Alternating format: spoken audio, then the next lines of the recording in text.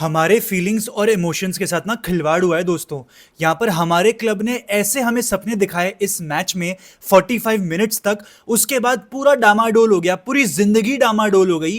Because Camavinga ने वो red card लेकर बायर्न म्यूनिख को पूरा सजा कर दे दिया एक थाली में चैंपियंस लीग का सेमीफाइनल का रूट। यहाँ पर कामाविंगा को इंट्रोड्यूस किया on the pitch to help Bayern Munich. भाई Camavinga was in fact Bayern Munich's best player. भाई कुछ भी हो जाए, मुझे कामाविंगा नहीं देखना अगले सीजन मेरे क्लब में। बिकॉज आर्सेनल के सामने भी इसी बंदे ने रेड कार्ड लिया था and we were eliminated, and Bayern Munich के सामने भी इसी बंदे ने रेड कार्ड लिया है and we are eliminated once again. तो यहां पर आप पूरी तरीके से ब्लेम कर सकते हो इस मिस्टेक को ऑन कामाविंगा एंड आर्बेलोआ। आर्बेलोआ बहुत लंबे टाइम से जानता है that कामाविंगा is not playing at is very best. पिछले एक महीने से तो कामाविंगा अच्छा खेल ही नहीं रहा है, उसके बावजूद भी उसको इंट्रोड्यूस किया in the 60th minute where you had a lot of other options. आप कोई और प्लेयर को इंट्रोड्यूस कर सकते थे, सब बायोस को इंट्रोड्यूस कर सकते थे, गॉड डैम इट। लेकिन आपने उसको भी इंट्रोड्यूस करना नहीं जरूरी समझा। आपने एक ऐसे प्लेयर को यूज किया जो कि ऑलरेडी अंडर कॉन्फिडेंट है और उससे ये न्यूज निकल कर आ रही है that he will go to PSG और he will go to some other big club in the coming season. तो यहां पर आप उस बंदे को इतना एक्स्ट्रा टाइम क्यों दे रहे हो? आप उसको इतना ज्यादा इंपॉर्टेंट गेम में टाइम ही क्यों दे रहे हो? That is the very big question that I have for आर्बेलोआ। यहां पर आप किसी और प्लेयर को इंट्रोड्यूस कर सकते थे। इट वाज नॉट कि आपके पास मिडफील्ड में एक भी ऑप्शन अवेलेबल नहीं था, ठीक है। और कामाविंगा ने पिछले गेम में भी क्या किया है वो भी मुझे उस पर टच अपॉन करने की जरूरत नहीं है। तो कामाविंगा ने एक बहुत ही ज्यादा यूजलेस तरीके से रेड कार्ड ले लिया है। यहाँ पर एक रेफरी के मैं स्टेटमेंट्स आपको बताऊंगा। ये रेफरी जो है जिसने ये स्टेटमेंट पास करी है, ही is a past referee, he is the one who has watched the match and उसके बेसिस पे उसने अपनी टिप्पणी दी है, अपना ओपिनियन दिया है। तो व्हाट ही सेड इज कि at this level you can not book a player for that and leave them with 10 men। A referee who knows what's at stake manages the play better. Poor management by Vincic but Camavinga should not have picked up the ball. यहाँ पर दोनों ही एक time पे सही भी है और गलत भी है। यहाँ पर कामाविंगा के साथ जो वो पूरा कॉल था वो थोड़ा सा हार्श भी था, लेकिन कामाविंगा एक्टेड स्टूपिड। भाई कोई जरूरत नहीं थी उसको बॉल पकड़ने की। जो उसने पहला येलो कार्ड भी लिया है by shoving Jamal Musiala on the back, उसकी भी कोई जरूरत नहीं थी। All of that could have been prevented, yet he chose to act this way. तो यहां पर आप ज्यादा कुछ और बोल नहीं सकते भाई। इट इज वेरी सिंपल, कामाविंगा को आप बेच दो।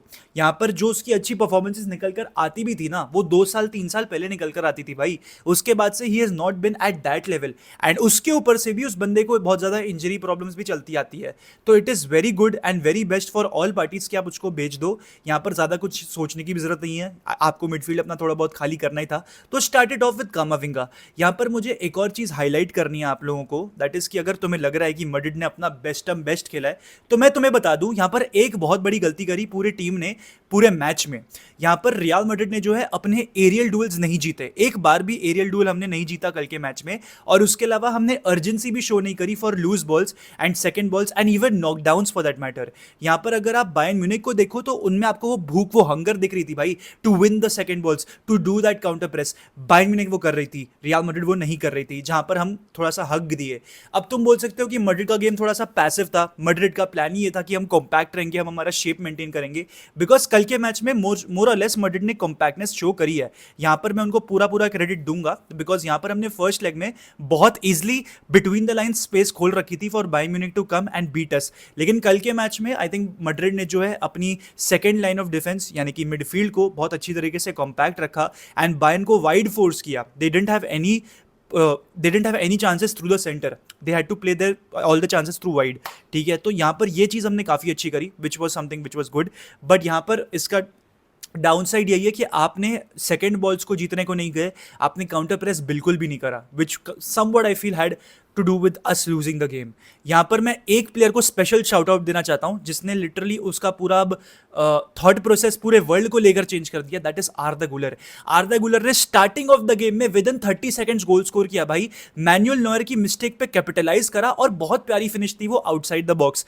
मैनुअल नॉयर जैसा गोलकीपर अक्सर मिस्टेक्स करता नहीं है, लेकिन आर्दा गुलर ने फोर्स कर दिया नॉयर को to make that mistake and that was a great goal. उससे भी बेटर था उसका दूसरा गोल जो उसने फ्री किक से मारा है and this was Neuer when Arda Güler scored that free kick भाई, and we all know what great Manuel Neuer is. I'm taking nothing away from that legendary goalkeeper. लेकिन Arda Güler ने literally बहुत अच्छा खेला कल के match में।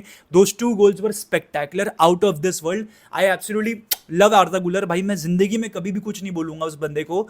ये मैच लिटरली उसका बेस्ट परफॉर्मेंस था इन a real Madrid Jersey.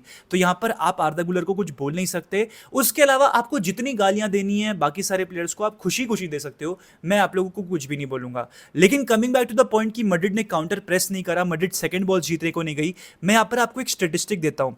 Across both legs Bayern Munich generated 17 turnovers and 8 led to a shot versus Real Madrid. It really shows how Bayern Munich are so intense and how Real Madrid are so poor under pressure.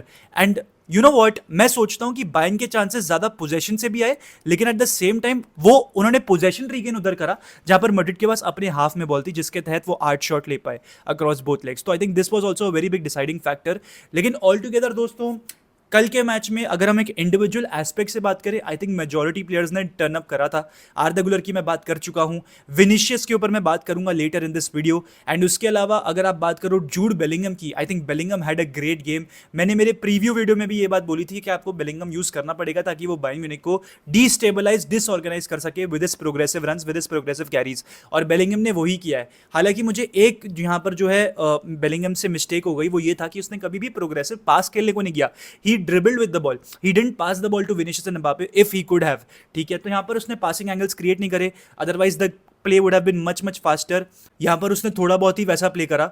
And all together मैं trend की भी अगर बात करूँ, I think Madrid जो है अपने right flank को बहुत ज्यादा इफेक्टिवली यूज कर रही थी, specially in the second half, because Madrid को क्लियरली दिख रहा था कि बायर्न अपने लेफ्ट साइड से इतना डोमिनेट नहीं कर रही है. तो यहाँ पर ट्रेंड की पासिंग क्वालिटी को यूज करा अलॉन्ग साइड बेलिंगम्स प्रोग्रेसिव कैरिंग, और राइट हैंड साइड से जो चांसेस बनाने को गए. यहाँ पर एम्बापे के लिए एक बहुत अच्छी अपॉर्चुनिटी थी और ट्रेंट ने literally one of the finest passes of the season play करा. एंड यहाँ पर आप ज्यादा कुछ क्वेश्चन कर नहीं सकते रियल मैड्रिड को, बिकॉज बायर्न म्यूनिख ने जो है फ्रंट फुट फुटबॉल खेला है. यहां पर आप क्लियरली देख सकते हो 66 मिनट है. And just look at the amount of Bayern shirts that are camping around Madrid's box. यहां पर रियल मैड्रिड के सामने एक quarter final of Champions League में इतना ज्यादा जो है बायर्न ने हाई रिस्क हाई रिवॉर्ड वाला फुटबॉल खेलना चूज किया. फर्स्ट हाफ में अगर मैं बोलूं तो एक बहुत ही बढ़िया टैक्टिकल बैटल था. बायर्न म्यूनिख ने जो है हमारे 4-4-2 को एकदम डीप और नैरो फॉर्मुलेट कर दिया, बिकॉज यहां पर उनके जो वाइड फुल बैक्स थे वो हमको प्रेशराइज इतना ज्यादा कर रहे थे, and we did not know how to deal with them except bypassing them under counter situations. तो यहाँ पर बायर्न म्यूनिख ने बहुत अच्छी तरीके से फुटबॉल खेला है, एंड यहाँ पर आपको उन्हें क्रेडिट देना पड़ेगा. अब मैं जो है टैक्टिक्स के बारे में बातचीत नहीं करना चाहूंगा. Now I want to criticise Vinicius Junior. भाई तुम लोग सब बोलते हो कि यार Vinicius Junior is a great player, Vinicius जो है उसको मौके मिलते रहने चाहिए, he is a great player, and you are somewhat right. मैं डिसएग्री किसी से भी नहीं करता. लेकिन अगर आप बायर्न वर्सेस मैड्रिड का मैच देखो, मैं आपको दो फोटो दिखाऊंगा, एक फर्स्ट लेग की है, दूसरी सेकंड लेग की है.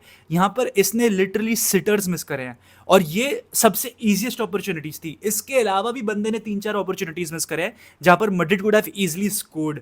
तो यहां पर विनीशियस ने मेरे को पर्टिकुलरली बहुत ज्यादा डिसअपॉइंट किया है, एंड इससे भी ज्यादा डिसअपॉइंट उसने मुझे तब कर दिया जब बेलिंगम सिर्फ उससे इतना पूछ रहा था that why have you not passed me the ball, because I was inside the box. मैंने रन मारी इनसाइड द बॉक्स, तो मुझे बॉल पास कर.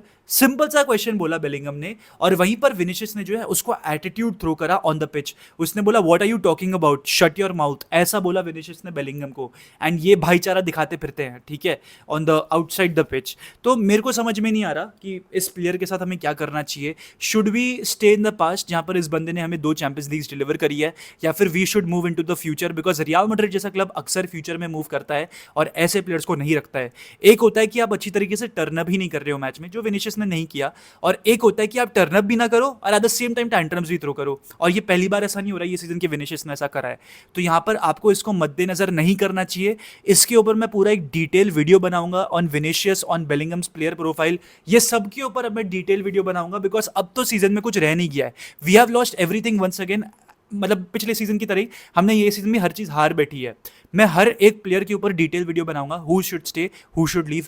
कामाविंगा के ऊपर भी डिटेल बातचीत होगी. यहाँ पर चुआमिनी को भी नहीं बख्शा जाएगा, किसी को भी नहीं बख्शा जाएगा. यहाँ पर हर एक प्लेयर के ऊपर मैं वर्डिक्ट पास करूंगा और मैं आपके थॉट सुनूंगा. लेकिन coming back to the game, I think Bayern Munich played a great game. They deserve to go through. They are a more balance team, they are a more aggressive team, and यहाँ पर उन्हें पता है उन्हें क्या करना है. उनके पास एक प्रॉपर गेम प्लान है, एक प्रॉपर सिस्टम है जिसको वो रिलाई करते हैं, फॉलो करते हैं. कल केन, लुइस डियाज, माइकल ओलिसे तीनों ने ही गोल मारे. माइकल ओलिसे को बहुत ज्यादा अपॉर्चुनिटीज मिल रहे थे to cut inside and take a shot, and यहाँ पर उसने इवेंचुअली हमको एंड में जाकर जो है कैपिटलाइज करवाई दिया हमारी गलतियों का. वहीं पर मैं लुइस डियाज की बात करूं तो पूरे गेम में वो शांत था, लेकिन उसने अपने आप को रिडीम कर लिया तुरंत बाय दैट गोल. यही डिफरेंस होता है ना यार एक अटैकर और एक डिफेंडर में. अटैकर को सिर्फ एक मौके की तलाश होती है, डिफेंडर को जो है ऑन दी अदर हैंड हर एक मौके पे खड़े उतरना पड़ता है। एंड यहाँ पर on the other hand Madrid के साथ भी अच्छा ही हुआ है that we are now eliminated, because अब बोर्ड को जो है बैठना पड़ेगा फोर्सफुली और रियलाइज करना पड़ेगा क्या क्या गलतियां आपने करी है और आप इस टीम में कैसे सुधार लाएंगे, बिकॉज इस टीम को डेफिनेटली चेंजेस की जरूरत है। We need new midfielders, Valverde can stay, Bellingham can stay, Tchouameni can stay, but apart from that we need new midfielders. हमें एक डीप लाइन प्लेमेकर चाहिए, हमें एक कंट्रोलर चाहिए। निको पास आकर क्या सॉल्व करेगा आई डोंट नो राइट नाउ, उसके ऊपर भी मैं अलग से बात करूंगा। लेकिन for now this season is practically over. अगर आपको लग रहा है कि आप 9 पॉइंट पीछे रह के अप्रैल में ला लीगा चेज आउट कर जाओगे, आप गलत हो। आप एल क्लासिको जीत भी जाते हो तो आप रिलाई करोगे on Barca to at least lose 3 games and for you to win each and every game, and I don't see that happening because Barca भी चैंपियंस लीग से अब बाहर हो चुकी है, उनके पास भी सिर्फ ला लीगा है जीतने को, and that is their main trophy for this season. तो I don't know what is going to happen in the future दोस्तों।